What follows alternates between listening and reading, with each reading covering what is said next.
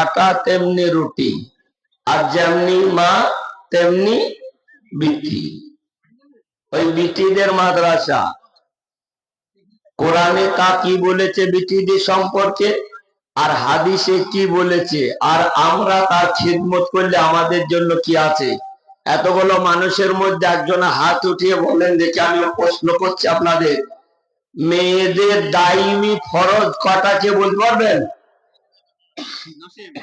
কেউ বলুন, একজন হাত তুলে। ভাই আমার দোস্ত, আমাদের প্রয়োজন আছে। দুনিয়া এমন এক জায়গা, কোরআনে তাই পড়েছি, কি আশ্চর্য। আল্লাহ বলছেন কি আশ্চর্য, বাল তুসিরুনাল হায়াতাদ দুনিয়া ওয়াল আখিরাতু খায়রুন ওয়া আবকা। কি আশ্চর্য, মানুষ দুনিয়ার মায়ায় পড়ে, দুনিয়ার মোহাব্বতে পড়ে পরকালকে ভুলে গেল। শেখ সাদি রহমতুল্লাহ এই ব্যাপারে অনেকগুলো আলোচনা করেছেন। আমি একটা কথা আপনাদেরকে দয়াল নবীর কথা বলছি, তিনি দুনিয়া সম্পর্কে কি বলেছেন। হযরত সাদ বিন আবি ওয়াক্কাস একদিন তিনি কথা বলছেন, হযরত যায়েদ বিন সাবিত রাদিয়াল্লাহু তাআলা আনহু, বিখ্যাত একজন সাহাবা, তিনি বলছেন আমরা আবু বকর সিদ্দিক রাদিয়াল্লাহু তাআলা আনহুর মজলিসেতে বসা অবস্থাতে ছিলাম। হঠাৎ করে আবু বকর সিদ্দিক রাদিয়াল্লাহু তাআলা আনহু একটু পানি চাইলেন, একটু পানি পান করাও। আমাদের বক্তারা যেমনি পানি চাইছেন, একটু পানি পান করাও। হযরত যায়েদ বিন সাদ রাদিয়াল্লাহু তাআলা আনহু বলেন, আমি সম্মানী ব্যক্তির সম্মানটুকু রক্ষা করার জন্য ভাবলাম পানির কোয়ালিটিটা কেমন হওয়ার দরকার। আমার সাধ্য মতন চেষ্টা করে পানির জায়গায় খুব দামি পানি, মধু মিশ্রিত শরবত এক গ্লাস আমি নিয়ে আল্লাহ নবীর ভক্ত হযরত আবু বকর সিদ্দিকের সামনে রেখে দিয়ে বললাম, হুজুর এই নেন আপনি পান করে নিন। হযরত আবু বকর সিদ্দিক রাদিয়াল্লাহু তাআলা আনহু শরবতের গিলাসটা নিয়ে, আমার বাপজিরা, আমার মায়েরা, আমার বাপজিরা, এমন করে কাঁদতে শুরু করলেন। আবু বকর সিদ্দিকের কান্না দেখে মজলিসে এমন কোন আপনার সাহাবা ছিল না যাদের চোখে পানি দেখা যায়নি। সবাই কাঁদতে শুরু করলো। কি ব্যাপার, পানি চাইলেন আর পানি পান করতে চাইছেন না কেন, কাঁদছেন কেন? বাপজি আমার, খালি দেখেই যায়। শেষকালে আবু বকর সিদ্দিক রাদিয়াল্লাহু তাআলা মজলিসকে কন্ট্রোল করার জন্য বলছেন, আমার ভক্তরা, ভাইরা, সাহাবীরা, এবার তোমরা শুনে নাও। তোমরা অপেক্ষা করছো আমার কান্নার কারণ শুনতে, তবে কান্নার কারণটা একটুখানা শুনে নাও। কান্নার কারণটা হলো, আমি একদিন আল্লাহ নবীর মজলিসে ছিলাম। আসরের কিছুক্ষণ সময় আগে মসজিদে নববী নবীকে বসতে দেখলাম।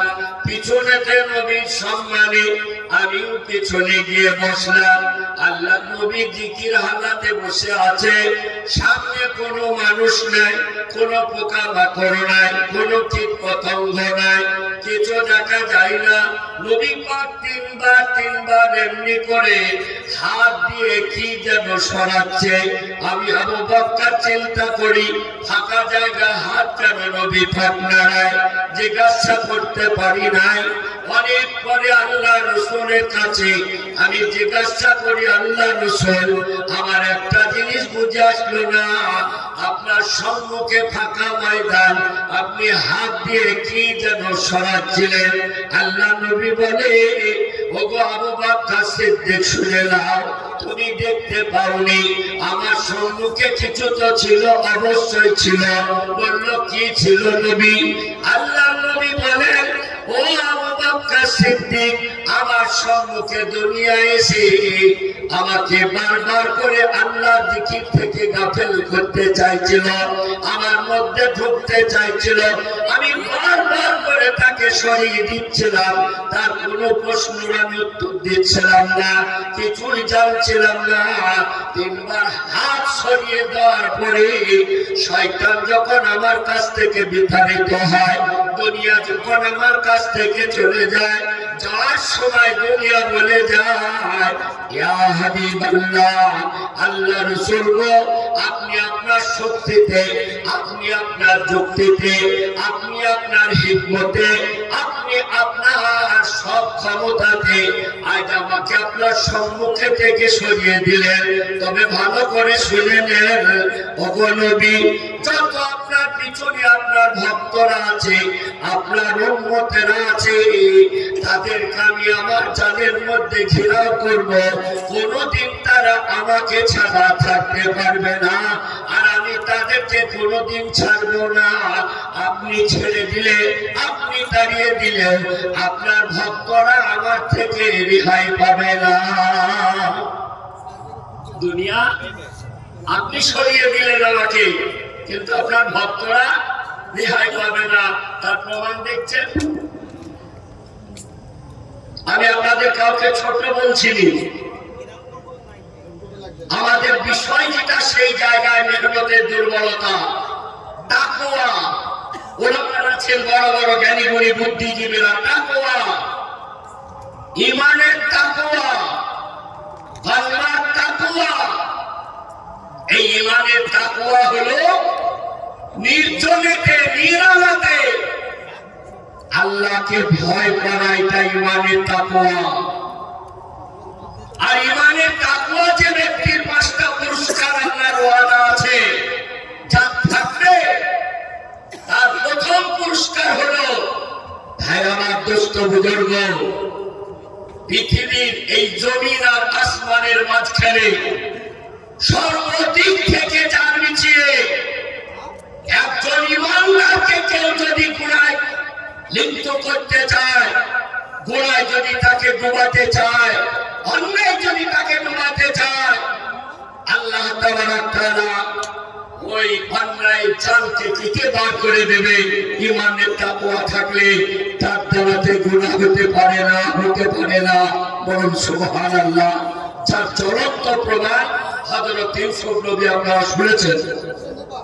জুলাইখা ছলে বলে কলে কৌশলে নির্জনতার ঘরের মধ্যে নিয়ে গিয়ে মূর্তিকে পর্দা করে দিয়ে প্রস্তাব দিয়ে অন্যায় কাজে লিপ্ত করাতে ছিল।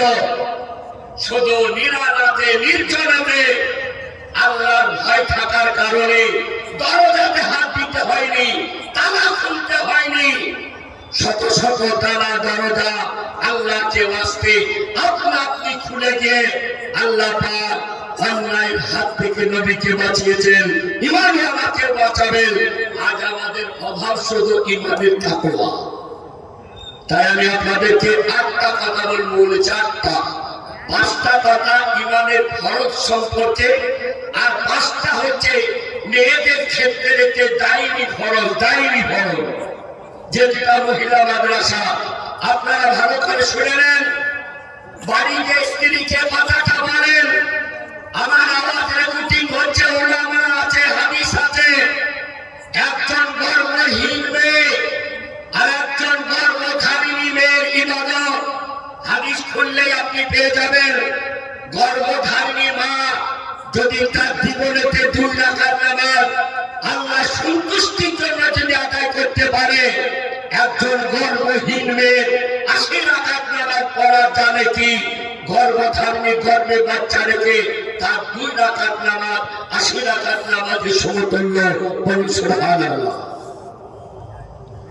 একজন মেয়ে যদি তার বাড়িতে সংসারের কাজে ঝাড়ু দেয়, পুরুষ মানুষ যুদ্ধের মাঠে গিয়ে 83 বছরের নেকি হয়, যুদ্ধের মাঠে গেলে বাড়িতে ঝাড়ু দিলে যে নেকি পাওয়া যায়, যদি তার তাকওয়া থাকে, তো মেয়ের বাড়িতে ঝাড়ু দেওয়া আর যুদ্ধের মাঠে যুদ্ধ করতে গিয়ে পুরুষের যে নেকি হয়, বাড়িতে ঝাড়ু দিলে মেয়েদের আমলনামায় সেই নেকি লেখা হয়। যদি কোনো বাচ্চা প্রস্রাব করতে গিয়ে মা মারা যায়, যুদ্ধের মাঠে শরীরকে টুকরা ছিন্ন ভিন্ন করে দিয়ে আল্লাহ রাস্তায় জান দিলে যে শহীদের নেকি পাওয়া যায়, গর্ভধারিণী মা বাচ্চা প্রসবের সাথে যদি মারা যায় আল্লাহ তাআলা তাকে শহীদের নেকি দেয়।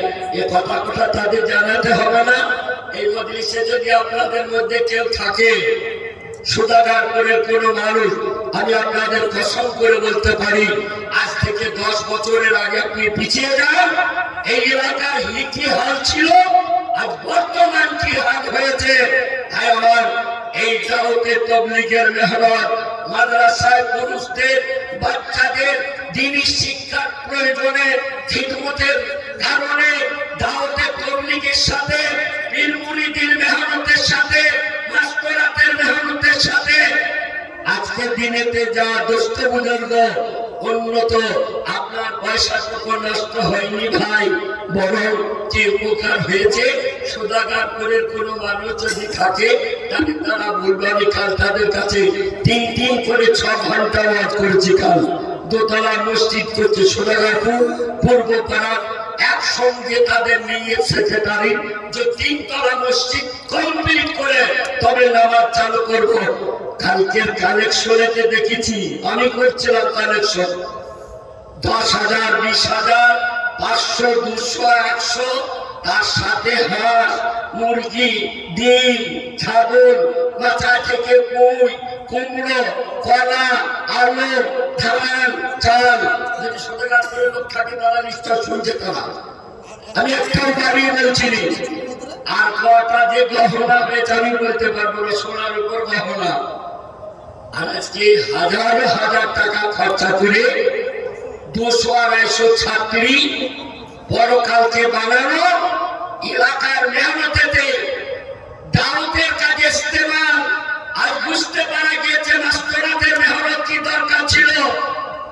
ইসলাম সর্বপ্রথম নবীর কাছে নবুয়তকে মেনে নেওয়ার কারণে ভাই আমার দোস্ত, আমাদের নবীর জীবন পেয়েছে 63 বছর, তার সময় কেটে গিয়েছে 40 বছর 6 মাস 12 দিন নবুয়তের পূর্বে। আর নবীর পর কেবলমাত্র 22.5 বছর, 22.5 বছরের ফল মেহনত শুধু মাস্টারাত সাথ দেওয়ার কারণে, খাদিজা সর্বপ্রথম নবীকে নবী মেনে নেওয়ার কারণে, ইসলামের খাতিরে সব অর্থ দিয়ে দেওয়ার কারণে এই 22.5 বছরের মেহনতে পৃথিবীর এমন একটা জায়গা নেই যেখানে ইসলাম পৌঁছায়নি। কিন্তু নূহ নবীর কাছে চলে যান, তিনি 950 বছর সময় পেয়েছেন। কত বছর? 950 বছর। এই 950 বছরে দাওয়াতের মেহনতে দিনার ফল কি? কেবলমাত্র 86 জন মানুষ তারা ইসলাম পেয়েছে। কারণ সেখানে তার স্ত্রী সঙ্গে দিইনি, সন্তান কেনা নবীকে নবী বলে মানিনি। আর আমাদের নবী সর্বপ্রথম যে মেয়েটা ইসলাম কবুল করেছে তিনি খাদিজা, নবীকে নবী বলে মেনেছে তিনি খাদিজা। ইসলামের সাথে সব অর্থ যিনি দিয়েছেন তিনি হচ্ছেন খাদিজা।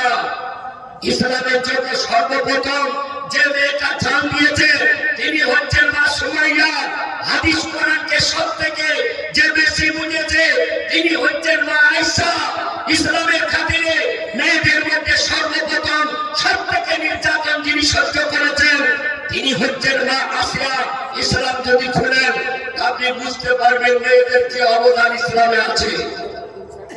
আজ এই এলাকার সভ্যকের মানুষ আপনারা সেই চিন্তা করে আজ যে বানাতের মেহনত করেছেন, এলাকার মেহমানদেরকে দেখেছিলেন যথেষ্ট পরিমাণ তারা সাথ দিয়েছে।